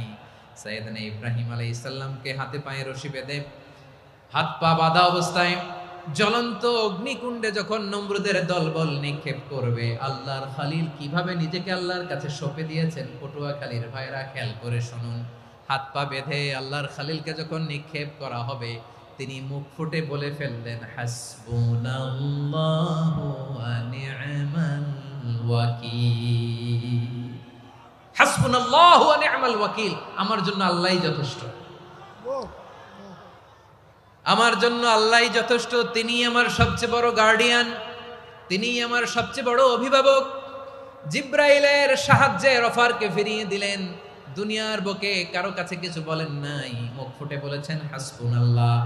ও আমার পটুয়াখালীর প্রাণের ভাইয়েরা, খেয়াল রাখবেন, কোন বান্দা তার হাতে থাকা সব চেষ্টাটুকুন করার পরে মুখ ফসকে মুখ দিয়ে যখন বলে ফেলে হাসবুনাল্লাহ, বান্দা যখন হাসবুনাল্লাহ বলে ফেলে, ওই ব্যাপারটা ডিল করার দায়িত্ব স্বয়ং আল্লাহ আরশের উপর থেকে নিয়ে নেয়। আপনি যখন বলে ফেলবেন হাসবুনাল্লাহ, এটা ডিলিং করবে কে তখন? চিল্লায় বলেন না, তিনি কে? বান্দা তার সাধ্যের সবটুকু চেষ্টার পরে নতজানু হয়ে যখন বলবে হাসবুনাল্লাহ, আল্লাহ তুমি আমার জন্য যথেষ্ট, নি'মাল ওয়াকিল, তুমি আমার শ্রেষ্ঠ অভিভাবক, তখন তার কি দরকার না দরকার এটা ডিল করে স্বয়ং আল্লাহ। নিক্ষেপ করা হলো সাইয়েদনা ইব্রাহিমকে অগ্নিকুণ্ডলিতে। হাজার হাজার মানুষের দৃশ্য দেখার জন্য জড়ো হয়েছে এরকম বিশাল ময়দানে। কিন্তু কি অবাক করা ঘটনা, সবাই ভয় পাচ্ছিল, না জানি কি হয়ে যায়। আল্লাহর খলিলকে যখন আগুনের কুণ্ডলিতে নিক্ষেপ করা হয়, আল্লাহর খলিল ইব্রাহিম আগুনের কুণ্ডলীর মধ্যে বসে বসে মানুষগুলোর দিকে তাকিয়ে হাসতে শুরু করে দেয়। কারণ আকাশ থেকে রব্বুল আলামিন স্পেশাল ভার্ডিক্ট নাজিল করেছেন, স্পেশাল হুকুম জারি করেছেন, কুলনা ইয়া নারু কুনি বারদান ওয়া সালামান আলা ইব্রাহিম। ও আগুন, খবরদার, সৃষ্টির শুরু থেকে তোকে একটা ধর্ম আমি বাতলে দিয়েছিলাম, তোর ধর্ম, আগুনের ধর্ম হলো যা পাবে জ্বালিয়ে সারখার করবে। আল্লাহ বলল, ও আগুন, তোর ধর্ম দিয়েছিলাম, তুই সব জ্বালিয়ে পুড়িয়ে সারখার করে দিবি, কিন্তু ক্ষণিকের জন্য আমি তোর জ্বালিয়ে দেওয়ার ক্ষমতাটাকে কেড়ে নিলাম, জ্বালিয়ে ভস্ম করে দেওয়ার ক্ষমতা আমি কেড়ে নিলাম। কুনি বারদান, ঠান্ডা হয়ে যা, কিন্তু এত বেশি ঠান্ডা হবি না আবার আমার ইব্রাহিমের জন্য সর্দি লেগে না যায়। সুবহানাল্লাহ, এত আস্তে বললে হবে? কুনি বারদান, বার্দ মানে বরফ, ঠান্ডা, ঠান্ডা হ, কিন্তু এত ঠান্ডা হবি না যাতে আমার ইব্রাহিমের কষ্ট হয়। আগুন বলে, আল্লাহ একবার বললাম ঠান্ডা হ, আবার বলো এত ঠান্ডা হবি না যাতে খলিলের সর্দি না লাগে। কেমন ঠান্ডা হব, কেমন এনভায়রনমেন্ট তৈরি করে দেব বলো? আল্লাহ বললেন, সালামান আলা ইব্রাহিম, আমার খলিল, আমার কলিজা, আমার ইব্রাহিমের জন্য তুই জান্নাতের গুল বাগিচা হয়ে যা। ও ভাই, নবী মুসার মতো ঈমান হলে রাস্তা হবে সাগর জলে, নবী ইউসুফের মতো ঈমান হলে একে একে দরজা খোলে। নবী ইব্রাহিমের মতন ঈমান যদি আজও থাকে বিদ্যমান, অগ্নিকুণ্ডে দেখতে পাবে খুবসুরত এক ফুল ভাগা। কুলনা ইয়া নারু কুনি বারদান ওয়া সালামান আলা ইব্রাহিম। বান্দা যখন মুখ দিয়ে বলে হাসবুনাল্লাহ, আমার আল্লাহ আমার জন্য যথেষ্ট, এই বলে যখন নিজেকে সঁপে দেয়, তার কি লাগবে ওই দায়িত্ব স্বয়ং নিয়ে নেয় কে? সবাই বলেন স্বয়ং নিয়ে নেয় কে? তাহলে আমার প্রিয় ভাইরা, বিপদের শুরুতেই আমরা বলবো ইন্না লিল্লাহ। শুরুতে কি বলবো? এরপরে যেই বাক্যটা পড়ে নিজের পরিস্থিতিকে আল্লাহর দরবারে সঁপে দিব, সেটা হচ্ছে হাসবুনাল্লাহ। সেটা কি? বিষ্ণু বলেন লা ইয়াজালু লিসানুকা রাতাবান মিন যিকরিল্লাহ। সব সময় আল্লাহর স্মরণ দিয়ে, জিকির দিয়ে জিহ্বাটারে সিক্ত রাখো। আর শয়তানু জাসিমুন আলা কলবি ইবনে আদম, শয়তান বনি আদমের কলবে খামচি মেরে বসে থাকে। ফাইদা যাকারাল্লাহ খালাসা, মানুষ যখন আল্লাহর স্মরণ করে জিকির করে, শয়তান দৌড়ে পালায়। ওয়া ইদা গাফালা ওয়াসওয়াসা, যখনই বনি আদম গাফেল হয়, তখনই শয়তান তার হৃদয়ে ওয়াসওয়াসা দেয়। এজন্য বিপদে পড়লে ইন্না লিল্লাহ, নিজের সবটুকুন করার পরে, নিজের রোল প্লে করার পরে নিজেকে আমরা কি বলে সঁপে দিব? সবাই বলেন, সবাই বলতে হবে, আরো জোরে বলেন, মনে থাকবে? বিপদে পড়লে প্রথমে ইন্না লিল্লাহ, এরপরে নিজেকে যখন সঁপে দিব তখন হাসবুনাল্লাহ। এরপরে কঠিন বিপদ যদি যখন বিশ্বনবী পড়তেন, তখন কি করতেন? এমন বিপদ মাঝে মাঝে হয় না, দেয়ালে পিঠ থেকে যায়, চোখে মুখে অন্ধকার, কি করব দিশা খুঁজে পাই না, এরকম হয় কখনো? হ্যাঁ, আপনাদের হয়? হয় না? তো জান্নাতে আছেন আপনারা। হয় হয় এরকম হয়েছে না যে দেয়ালে পিঠ থেকে গেছে, চোখে মুখে অন্ধকার, কই যাব, কি করব, বাঁচানোর কেউ না, এরকম হয়েছে কখনো আপনাদের? যদি হয় তাইলে এটার সলিউশন বলবো, না হইলে তো এগুলো বলে লাভ নাই। হয় হয় হয় বিশ্বনবী এরকম কঠিন বিপদে পড়েছেন জীবনের কিছু কিছু মুহূর্তে। ওই মুহূর্তে বিশ্বনবী স্পেশাল দুইটা দোয়া পড়তেন। এই দোয়াগুলো আপনাদেরকে জানিয়ে দেয়। বিশ্বনবী বলেন, কঠিনতম বিপদে যখন পড়বা, দেয়ালে পিঠ থেকে যায়, চোখে মুখে অন্ধকার, বাঁচার কোনো উপায় নাই, তখন পড়বা লা ইলাহা ইল্লা আনতা সুবহানাকা ইন্নী কুনতু মিনাজ জালিমিন। আল্লাহ, তুমি ছাড়া কোনো ইলাহ নাই, তুমি পবিত্র, নিশ্চয় আমি জালিমদের অন্তর্ভুক্ত। সুবহানাল্লাহ বলেন। এই দোয়া সাইয়েদনা ইউনূস আলাইহিস সালাম পড়েছিলেন যখন মাছের পেটে ছিলেন। কিসের পেটে?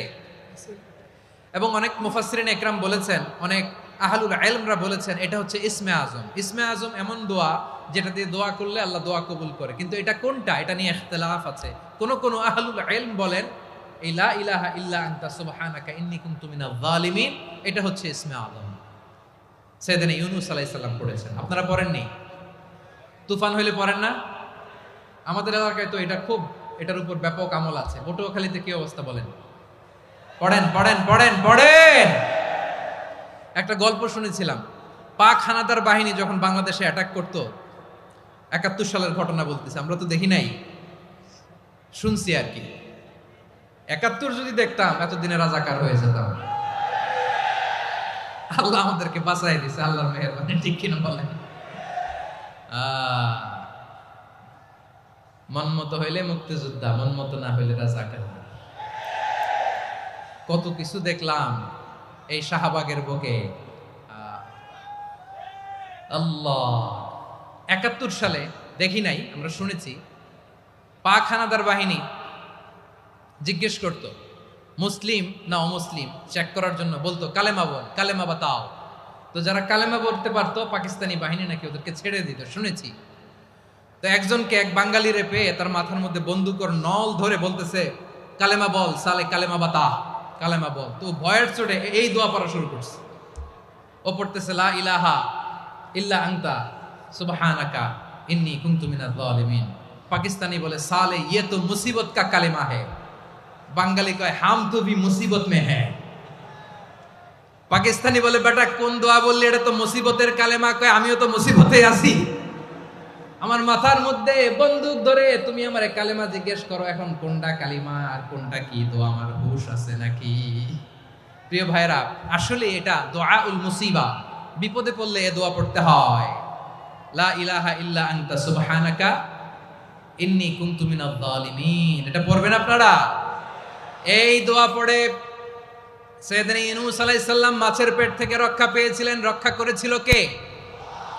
তুমি ইউনূস নবীরে যখন খাইলো মাছেতে গিলিয়া, ফেরেশতা পাঠাইয়া দিলে ইসমে আজম দিয়া, প্রাণে ছিল যাহার ভয় সেথা পাইল আশ্রয়, প্রাণে ছিল যাহার ভয় সেথা পাইল আশ্রয়, মাছের পেট হতে সে যে পেল পরিত্রাণ। আল্লাহু আল্লাহু তুমি জাল্লে জালালুহু, শেষ করা তো যায় না গে তোমার গুণগান। আল্লাহু আল্লাহু, সুবহানাল্লাহ পড়ে।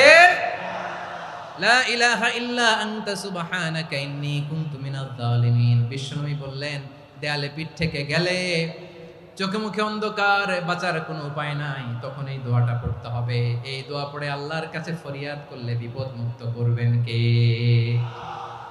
কেন এই দোয়াটা আল্লাহর কাছে বড্ড প্রিয় জানেন আমার ভাইয়েরা? কারণ এই দোয়ার মধ্যে তিনটা জিনিস আছে।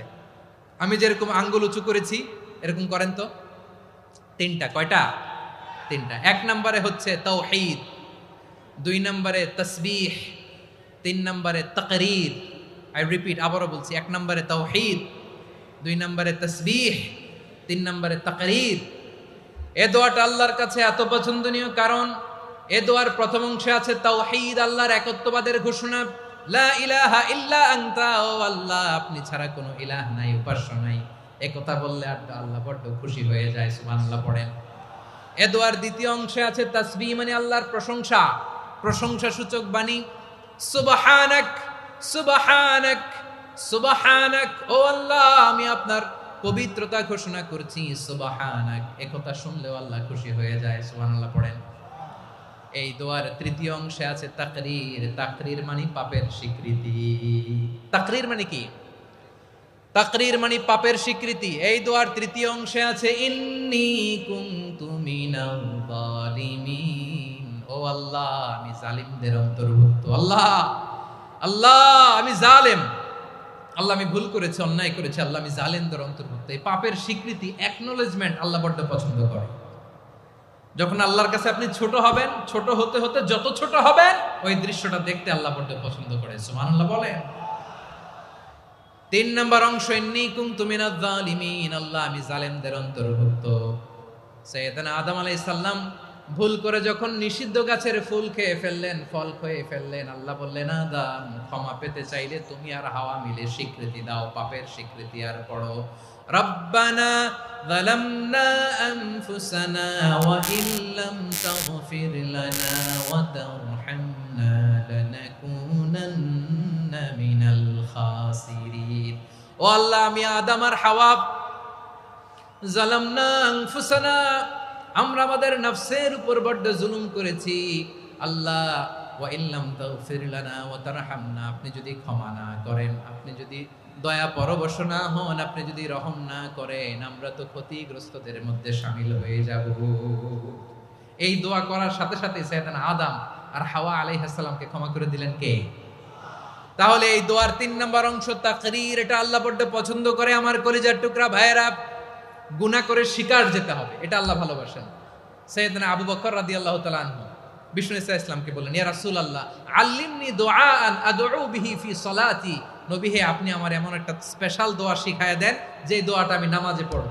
নবী বললেন, তাহলে তুমি পড়ো আল্লাহুম্মা ইন্নী যালামতু নাফসি যুলমান কাসীরান ওয়া লা ইয়াগফিরুয যুনুবা ইল্লা আনতা ফাগফিরলি মাগফিরাতাম মিন ইনদিকা ওয়ারহামনি ইন্নাকা আনতাল গফুরুর রহিম। সুবহানাল্লাহ।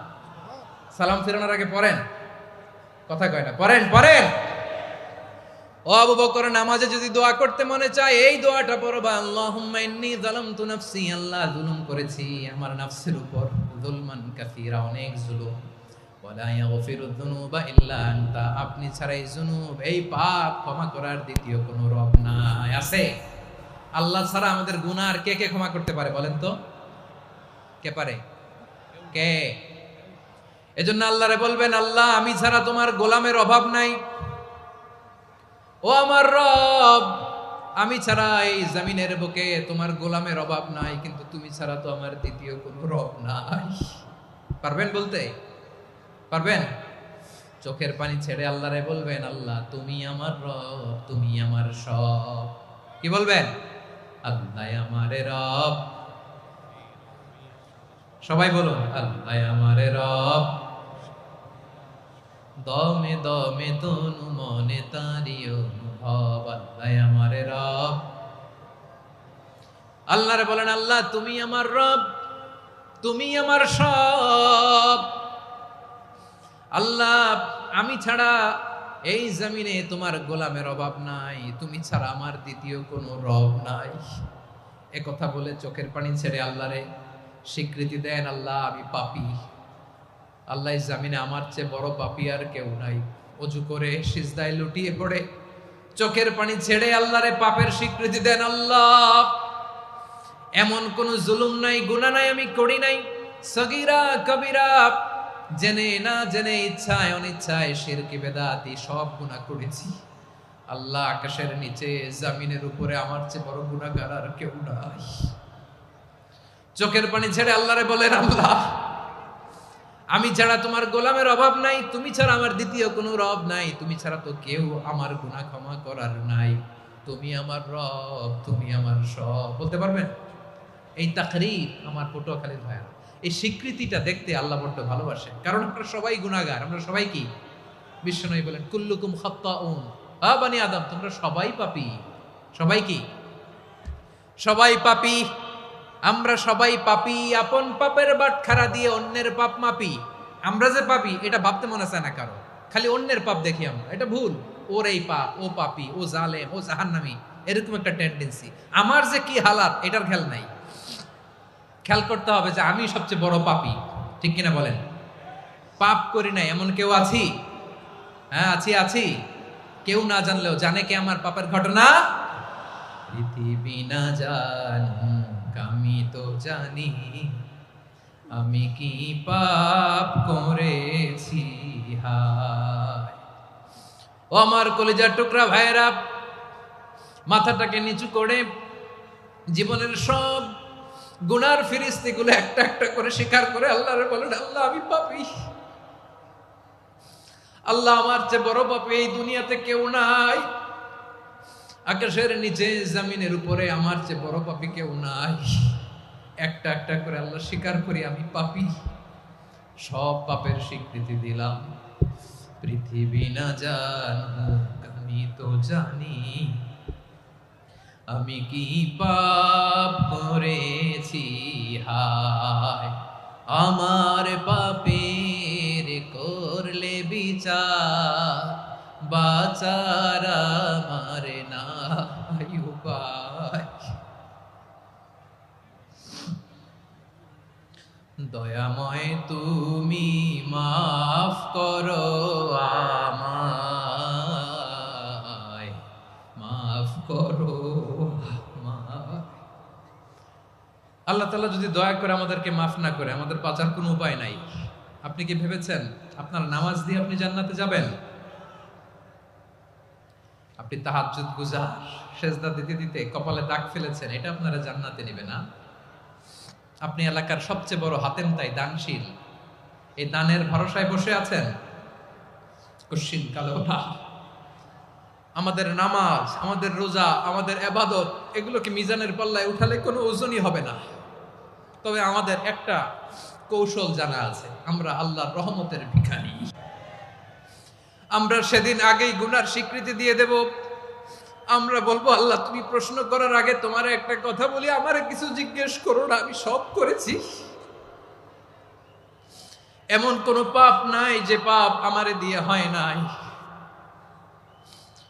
তোমার রহমত দিয়ে তুমি জান্নাতে পাঠাবা, তোমার দয়ায় জান্নাতে যেতে চাই, আমল দিয়ে না। পারবেন বলতে? কিয়ামতের দিন আমরা বলবো, আল্লাহ আমার আমল দিয়ে জান্নাত চাই না, আমি তোমার দয়া দিয়ে জান্নাত চাই। তোমার দয়া ছাড়া আমার কোনো উপায় নাই। কারণ আল্লাহ যদি বিচার করে, বাঁচার কারো উপায় নাই। আল্লাহ যদি বলে ফেলেন তুই এটা করলি কেন, ওখানে গেলি কেন?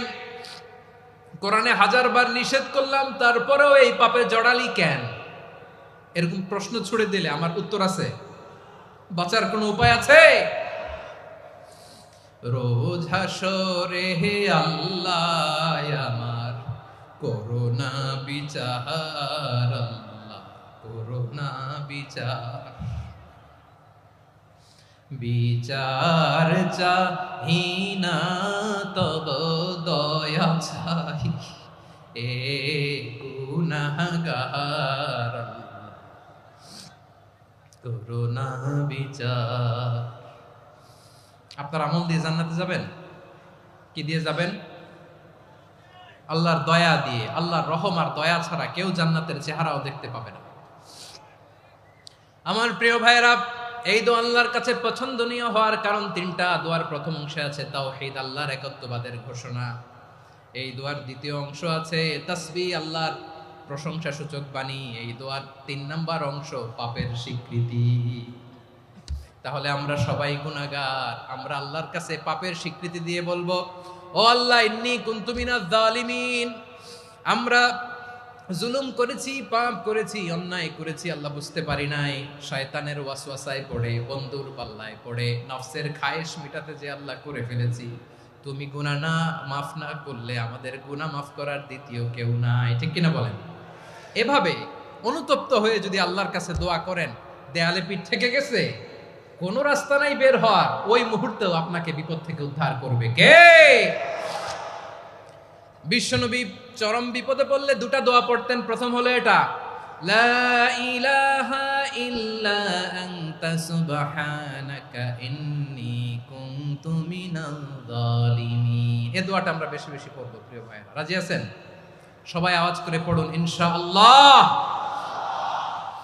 আমার প্রিয় ভাইয়েরা, বিপদে পড়লে বিশ্বনবী আরো একটা দোয়া পড়তেন, লা ইলাহা ইল্লাল্লাহুল আযীমুল হালিম, লা ইলাহা ইল্লাল্লাহু রাব্বুল আরশিল আযীম, লা ইলাহা ইল্লাল্লাহু রাব্বুস সামাওয়াতি ওয়াল আরদি ওয়া রাব্বুল আরশিল কারীম। এই যে বললাম, রেকর্ড হয়ে গেছে। এখন তো আর ইনস্ট্যান্ট মুখস্থ না হলো, পরে মুখস্থ করে নেবেন। আল্লাহ ছাড়া কোনো উপাস্য নাই, তিনি সুমহান, মহা সহিষ্ণু। আল্লাহ ছাড়া কোনো উপাস্য নাই, তিনি সুমহান, আরশের অধিপতি।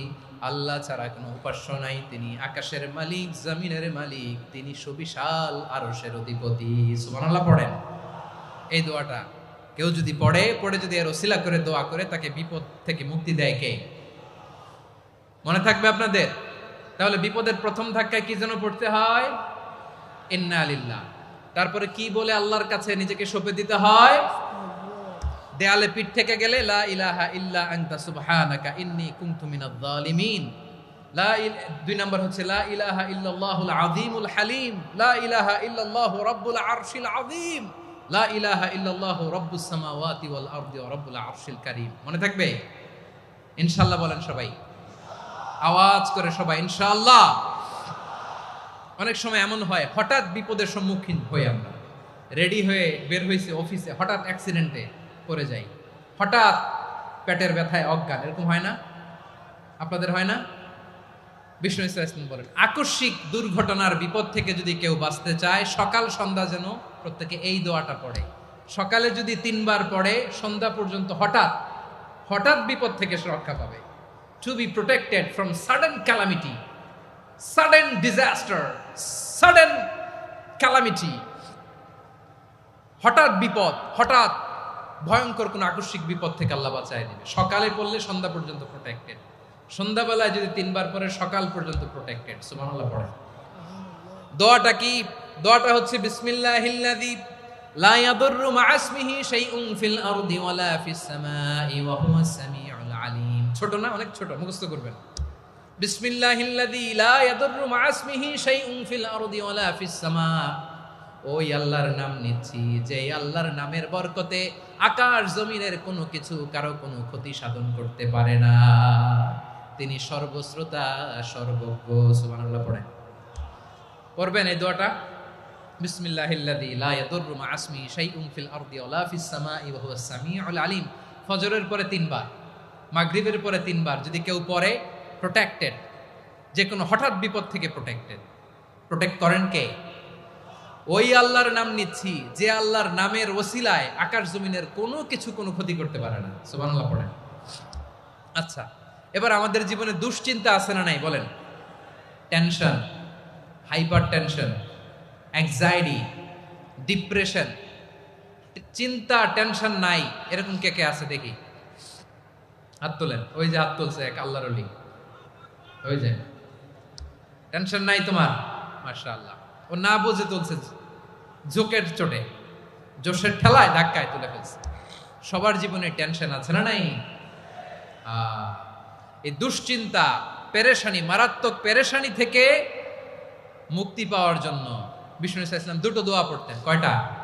অনেকগুলো পড়তেন। স্পেশাল দুটো দোয়া আজকে আপনাদের শিখায়া যাব, শুনবেন না? কষ্ট হচ্ছে? সংক্ষিপ্ত মুনাজাত দিয়ে দেই। ওরে আল্লাহ, আমি তো 9:30 ক্রস করে ফেলছি মাসুদ ভাই, খেয়াল করে নেই। আরো কয়েক মিনিট, ঠিক আছে ঠিক আছে। পেরেশানিতে পড়লে, টেনশনে পড়লে এই দোয়াটা, প্রিয় ভাইয়েরা, বিষ্ণু ইসলাম যখন খুব বিপদে পড়তেন, দুশ্চিন্তা ওনাকে ঘিরে ধরতো, উনি পড়তেন ইয়া হাইয়ু ইয়া কাইয়ুম বিরহমাতিকা আস্তাগীথ, ইয়া হাইয়ু ইয়া কাইয়ুম বিরহমাতিকা আস্তাগীথ, ইয়া হাইয়ু ইয়া কাইয়ুম, হে শাশ্বত অবিনশ্বর, হে চিরঞ্জীব, বিরহমাতিকা আস্তাগীথ, তোমার রহমতের উসিলায় তোমার কাছে ফরিয়াদ করি। এটা পড়তেন।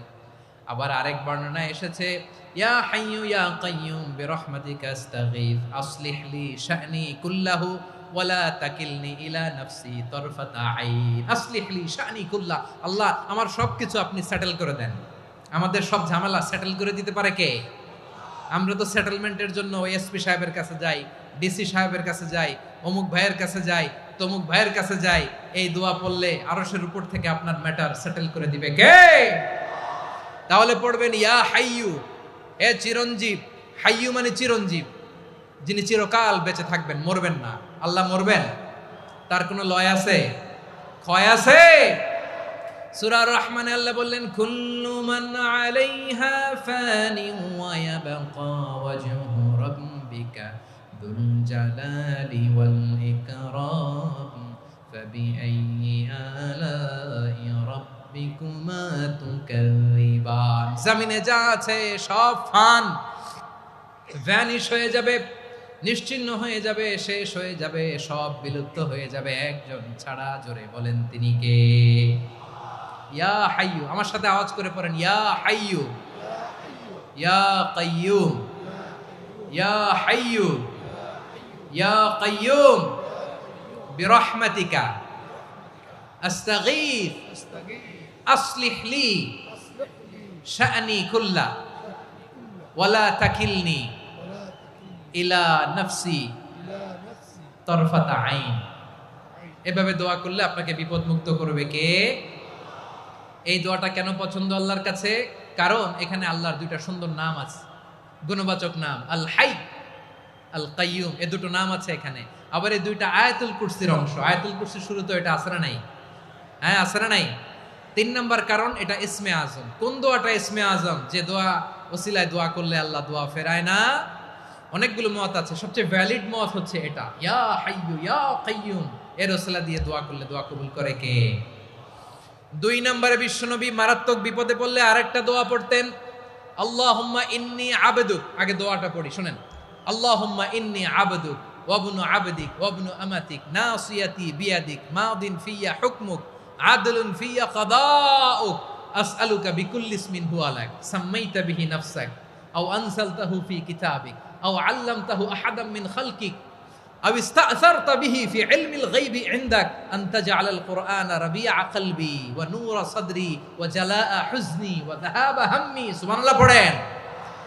বিষ্ণু বলতেন আল্লাহুম্মা ইন্নী আবদুক, ও আল্লাহ আমি আপনার গোলাম, ওয়াবনু আবদিক, গোলামের ঘরের গোলাম, ওয়াবনু আমাতিক, বাদির ঘরের গোলাম। মানে আল্লাহ আমি আপনার গোলাম, আমার বাবা আব্দুল্লাহ ছিল আপনার গোলাম, আমার মা আমিনা ছিল আপনার বাদী। মানে আমরা গোলাম বংশের, সব গোলাম। নিজের এর চেয়ে আর ছোট করে আল্লাহর কাছে উপস্থাপন করা যায় আমার ভাইরা? কথা কি বুঝতেছেন? নিজেকে এর চাইতে ছোট, নগণ্য আর তুচ্ছ করে আল্লাহর সাথে প্রেজেন্ট করা যায়? বিশ্বনবী বললেন ও আল্লাহ আমি আপনার গোলাম, গোলামের ঘরের গোলাম, দাসীর ঘরের গোলাম, নাসিয়াতি বিয়াদিক, আমার মাথার চুলের ছুটি আপনার হাতের মুঠোয়। আপনি ডানে টান দিলে আমি ডানে যেতে বাধ্য, আপনি বাঁয়ে টান দিলে বাঁয়ে যেতে বাধ্য। সুবহানাল্লাহ বলেন। পিছনে দুই একজন ভাই দাঁড়ালেন কেন? হ্যাঁ, বসুন। জায়গা চেঞ্জ করতেছে, সেই দুপুর থেকে বসে আছে, আমি জানি। মাশাআল্লাহ, কেউ দুই একজন বেরিয়েছে, গ্যাপ পূরণ করতেছে। মাশাআল্লাহ, পড়েন সুবহানাল্লাহ, আলহামদুলিল্লাহ, লা ইলাহা ইল্লাল্লাহু মুহাম্মাদুর রাসূলুল্লাহ সাল্লাল্লাহু আলাইহি ওয়াসাল্লাম। বিশ্বনবী বললেন, আল্লাহ আমার মাথার চুলের ঝুঁটি আপনার হাতের মুঠোয়। আচ্ছা, এইভাবে কাকে ধরা হয়? যে খুব ছোট, ঠিক কি না? নিজেকে কত ছোট করলেন বিশ্বনবী। ও আল্লাহ, আমার মাথার চুলের ঝুঁটি আপনার হাতের মুঠোয়, আপনি ডানে টানলে আমি ডানে যাব, বাঁয়ে টানলে বাঁয়ে যাব। আল্লাহ, আসআলুকা বিকুল্লি ইসমিন হুয়া লাক, নাসিয়াতি বিয়াদিক, মাদিন ফিয়া হুকমুক, আপনার নির্দেশ আমার উপর কার্যকর হবেই হবে। আদলুন ফিয়া কাদাউক, আপনার ফয়সালা, যেই ফয়সালাই আপনি আমার জন্য করেন এটাই ইনসাফ। সুবহানাল্লাহ বলেন। আমরা আল্লাহর ফয়সালায় সন্তুষ্ট হতে চাই না। কত কমপ্লেইন, আল্লাহ তুমি এটা দিলা না, ওইটা পাইলাম না, ওইটা হইল না রে, এরকম অভিযোগ, কমপ্লেইন আমাদের আছে না নাই? আর বিশ্বনবী বলতেন, আদলুন ফিয়া কাদাউক, আল্লাহ আমার জন্য তোমার যেটা ফয়সালা এটাই সবচেয়ে শ্রেষ্ঠ ইনসাফ, এর চেয়ে ইনসাফ আর হতে পারে? এভাবে কায়মান বাক্যে আল্লাহর কাছে বিশ্বনবী দোয়া করতেন। এরপরে বিশ্বনবী বললেন, আল্লাহ তোমার যত নাম আছে সব নামের ওসিলায় দোয়া করি, যে নাম তুমি আমাদেরকে জানিয়েছো, যে নাম তুমি আমাদেরকে জানাও নাই, যে নাম তুমি কোরআনে নাজিল করেছো, যে নাম নাজিল করো নাই, যে নাম শুধু নবীদেরকে জানিয়েছো। আর আল্লাহর এমন কিছু চমৎকার চমৎকার সুন্দর সুন্দর নাম আছে, এই নামগুলো রব্বুল আলামিন কাউকে জানাবে না। সুবহানাল্লাহ বলেন। আমরা তো 99 নাম জানি, 100 নাম জানি আল্লাহ, কিন্তু আল্লাহর এমনও কিছু নাম আছে যেগুলো আল্লাহ বিশ্বনবীরও জানায় নাই। এগুলো আল্লাহ ইলমুল গায়বে রেখে দিয়েছেন। দোয়ার সময় বলবেন, আল্লাহ তোমার যেই নামগুলো জানি, যেগুলো জানি না, যেগুলো কোরআনে আছে, যেগুলো নাই, যেগুলো নবীরে খাস ভাবে জানাইছো ওগুলোর উসিলায়, যেগুলো কোনোদিন জানাবাও না, তোমার ওই নামের উসিলাও তোমার কাছে চাই। আল্লাহ কোরআনকে আমার হৃদয়ের বসন্ত বানাও, আমার বক্ষের জ্যোতি বানাও, আমার চিন্তা দুশ্চিন্তা তুমি দূর করে দাও। বিশ্বনবী বললেন, এই কালিমাগুলো, এই বাক্যগুলো পড়ে যদি কেউ আল্লাহর কাছে ফরিয়াদ করে, তার হৃদয় থেকে দুশ্চিন্তা কাটিয়ে দিবে কে? পড়বেন, এই দোয়াগুলো পড়বেন। আচ্ছা, সব শেষে বলি, ঋণের বোঝায় যারা জর্জরিত, বিষ্ণু ইসলাম চমৎকার একটা দোয়া শিখিয়েছেন। আমাদের অনেকে ঋণের বোঝায় জর্জরিত, আছে না নাই? এদিকে কেউ আছেন? থাকলে হাত তোলার দরকার নেই, থাকলে এই দোয়াটা পড়বেন। এক সাহাবীর নাম আবু উমামা, নামাজের ওয়াক্ত ছাড়া উনি মসজিদে যেয়ে বসে আছে। বিশ্বনবী বললেন, কি রে আবু উমামা, নামাজের তো ওয়াক্ত হয় নাই, মসজিদে কি? সাহাবী বলে, হুমুমুন লাজিমাতনি ওয়া দুয়ুন, নবী গো, ঋণের বোঝায় এমন টেনশনে আছি, ঘরে থাকতে পারলাম না, মসজিদে চলে আসছে। বিশ্বনবী বলেন, আমি কি তোমার এমন একটা দোয়া শিখাবো যেটা পড়লে আল্লাহ তাআলা তোমার ঋণের বোঝা হালকা করে দিবে? আবু উমামা বললেন, ইয়া রাসূলুল্লাহ, অবশ্যই শিখাবেন। বিশ্বনবী বললেন, তাহলে তুমি পড়বা, আল্লাহুম্মা ইন্নী আউযু বিকা মিনাল হাম্মি ওয়াল হাযান ওয়া আউযু বিকা মিনাল জুবনি ওয়াল বুখল ওয়া আউযু বিকা মিন গালাবাতিদ দাইনি ওয়া কাহরির রিজাল। ও আল্লাহ, তোমার কাছ থেকে দুশ্চিন্তা থেকে পানাহ চাই, কৃপণতা, ভীরুতা, অলসতা, কার্পণ্যতা, এই সব কিছু থেকে, মানুষের কঠোরতা, আমার উপর মানুষের আধিপত্য এবং ঋণের বোঝা থেকে পানাহ চাই। এই দোয়াটা যখন বিশ্বনবী শিখাই দিলেন, আবু উমামা বারবার এই দোয়া পড়ে, আল্লাহুম্মা ইন্নী আউযু বিকা মিনাল হাম্মি ওয়াল হাযান ওয়া আউযু বিকা মিনাল আজজি ওয়াল কাসাল ওয়া আউযু বিকা মিনাল জুবনি ওয়াল বুখল ওয়া আউযু বিকা মিন গালাবাতিদ দাইনি ওয়া কাহরির রিজাল। আবু উমামা বলে, এই দোয়া আমি পড়তে লাগলাম। কিছুদিন পরে দেখা গেল বিশ্বনবীর শেখানো এই দোয়ার বদৌলতে আল্লাহ তাআলা আমার সব ঋণ পরিশোধের ব্যবস্থা করে দিয়েছেন। পড়বেন। আমার প্রিয় পটুয়াখালীর ভাইয়েরা, বিশ্বনবীর জামাতা সাইয়্যিদিনা আলী রাদিয়াল্লাহু তাআলা আনহুর কাছে এক লোক এসে বলে, হে আলী, ঋণের বোঝায় আমি জর্জরিত, আমার কিছু অর্থ দিয়ে সাহায্য করো। সাইয়্যিদিনা আলী রাদিয়াল্লাহু তাআলা আনহু বললেন, আমি কি তোমারে এমন একটা দোয়া শিখাবো যেটা বিশ্বনবী আমাদের শিখিয়েছেন? এই দোয়া যদি তুমি পড়ো, লাউ কানা আলাইকা মিসলু জাবালিন কাবীরিন দাইনান আদাল্লাহু আনকা, পাহাড় পরিমাণে যদি ঋণের বোঝা হয়, আল্লাহ এটা পরিশোধের ব্যবস্থা করে দিবেন। ছোট্ট একটা দোয়া বিশ্বনবী শিখালেন, বললেন তুমি পড়বা আল্লাহুম্মা কফিনি বিহালালিকা আন হারামিকা ওয়া আগনিনি বিফাদলিকা আম্মান সিওয়াক। মুখস্থ আছে? হ্যাঁ আছে। আল্লাহুম্মা কফিনি বিহালালিকা আন হারামিক, আল্লাহ তোমার হালাল দিয়ে আমাকে পরিতুষ্ট করো, হারাম থেকে বাঁচিয়ে রাখো, আর তোমার অনুগ্রহে মানুষের মুখাপেক্ষী যেন আমি না হই, আমি যেন সবসময় তোমার মুখাপেক্ষী হয়, ওই তৌফিক দিও। সুবহানাল্লাহ পড়েন। এই দোয়া বেশি বেশি পড়লে ঋণের বোঝা হালকা করে দিবে কে? তাহলে প্রিয় ভাইয়েরা, বিপদে পড়লেই প্রথমে কি পড়বেন? পটুয়াখালী ভুইলা গেছে। বিপদে পড়লেই প্রথমে ইন্না লিল্লাহ কি বলে নিজেকে আল্লাহর কাছে সঁপে দিতে হয়? হাসবুনাল্লাহ। চরম বিপদে দেয়ালে পিঠ থেকে গেছে, তখন লা ইলাহা ইল্লা আনতা সুবহানাকা ইন্নী কুনতু মিনাজ জালিমিন। এরপরে লা ইলাহা ইল্লাল্লাহুল আযীমুল হালিম, এই দোয়া।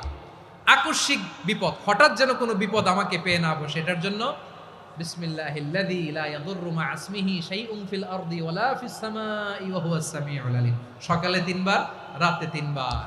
আর মারাত্মক tension, hyper tension, anxiety, depression থেকে বাঁচার জন্য 2 দোয়া, ইয়া হাইয়্যু ইয়া কাইয়্যুম, ইয়া হাইয়্যু ইয়া কাইয়্যুম, মনে থাকবে? আর আল্লাহুম্মা ইন্নী আবদুক, এই দোয়া। ঋণ থেকে বাঁচার জন্য 2 দোয়া, আল্লাহুম্মা ইন্নী আউযু বিকা মিনাল হাম্মি ওয়াল হাযান, এটা। আর আল্লাহুম্মা কফিনি বিহালালিকা আন হারামিকা ওয়া আগনিনি বিফাদলিকা আম্মান সিওয়াক। আর সব সময় পড়ার জন্য একটা আমল দিয়ে যাই, উঠতে বসতে, অফিসে যাচ্ছেন, অফিস থেকে ফিরতেছেন, বসে আছেন, শুয়ে আছেন, ছোট্ট এক শব্দে আমরা যেন বেশি বেশি পড়ি আস্তাগফিরুল্লাহ। আওয়াজ করে আমার সাথে পড়ুন আস্তাগফিরুল্লাহ। আবার পড়ুন আস্তাগফিরুল্লাহ। আল্লাহ রাসূল সাল্লাল্লাহু আলাইহি ওয়াসাল্লাম বলেন, মান লাজিমাল ইস্তিগফার, যে সব সময় এরকম ইস্তিগফারের সাথে লেগে থাকে, জাআলাল্লাহু লাহু মিন কুল্লি যিকিন মাখরাজা, আল্লাহ তাআলা তাকে কোনো বিপদে আটকান না, সে জীবনে আটকাবে না। যে কোনো বিপদে আল্লাহ তার রাস্তা বের করে দিবে, way out, you will get a way out and solution. সুবহানাল্লাহ। ওয়া মিন কুল্লি হাম্মিন ফারাজা, দুশ্চিন্তা মুক্ত হবে। ওয়ারযুকহু মিন হাইসু লা ইয়াহতাসিব, এমন জায়গা থেকে আল্লাহ রিজিকের বন্দোবস্ত করবে যেটা সে কল্পনাও করে নাই। আওয়াজ করে পড়েন সুবহানাল্লাহ। তাহলে মনে থাকবে আস্তাগফিরুল্লাহর কথা। সব শেষ কথা বলবো, সব শেষ আমার প্রিয় ভাইয়েরা। এটা গেল নিজের বিপদ। কিসের বিপদ? নিজে যদি বিপদে পড়েন। অন্যের বিপদ যদি দেখেন, এটার জন্য একটা দোয়া আছে। অনেক সময় আমরা দেখি হাসপাতালে ক্যান্সারের 3rd স্টেজে চলে গেছে, লোকটা হ্যাংলা হয়ে, চিকন হয়ে, হায়রে কি কষ্ট পায়, দেখি না? বিষ্ণু বলে, একটা দোয়া যদি কেউ অন্যের কোনো বিপদ দেখে পড়ে, ওই বিপদ তার জীবনে কখনো আসবে না। শুনবেন? শোনার আগ্রহ আছে? অনেক সময় হয় যে আমরা মহাসড়ক দিয়ে যখন চড়ি, দুর্ঘটনায়, আইরে আল্লাহ, দুর্ঘটনায় মানুষের মাথা একদিকে, দেহ আরেকদিকে, ব্লিডিং, এরকম হয় না? আল্লাহ তুমি হেফাজত করো। বিশ্বনবী বলেন, এই দুর্ঘটনা দেখে কেউ যদি এই দোয়াটা পড়ে, তার জীবনে সে কোনোদিন এরকম অ্যাক্সিডেন্টের সম্মুখীন হবে না। শুনবেন? বিশ্বনবী বলেন, অন্যের বিপদ দেখে কেউ যদি পড়ে, আলহামদুলিল্লাহিল্লাযী আফানি মিম্মা বতালাকা বিহি ওয়া ফাদ্দালানি আলা কাসীরিম মিম্মান খালাকা তাফদীলা, মানে প্রশংসা সে আল্লাহর, যে আল্লাহ তাআলা তোমাকে যেই জিনিস দিয়ে পরীক্ষা করেছে, আমাকে ওইটা থেকে বাঁচিয়ে দিয়েছে। তোমাকে আল্লাহ যেই বিপদে ফেলেছে, আমাকে ওই বিপদ থেকে তিনি মুক্ত রেখেছে, আর তার অনেক সৃষ্টির উপর আমাকে তিনি প্রাধান্য দিয়েছে। সুবহানাল্লাহ পড়েন। যে কোনো বিপদ, কারো ক্যান্সার দেখে যদি এই দোয়াটা আপনি বিশ্বাসের সাথে পড়েন, জীবনে কোনোদিন ক্যান্সার রোগে আক্রান্ত হবেন না। দুর্ঘটনা দেখে যদি পড়েন, ওই দুর্ঘটনা আপনাকে স্পর্শ করবে না। যে কোনো কারো বিপদ দেখে যদি কোনো বিশ্বাসী বান্দা এই দোয়া পড়ে, বিশ্বনবী বলেন, লাম ইউসিবহু যালিকাল বালা, ওই বিপদ তাকে আর ধরবে না। উফিয়া মিনহু মিন যালিকাল বালা কাইনাম মা কান, সে যতদিন হায়াত পাবে কোনোদিন ওই বিপদ তাকে স্পর্শ করবে না।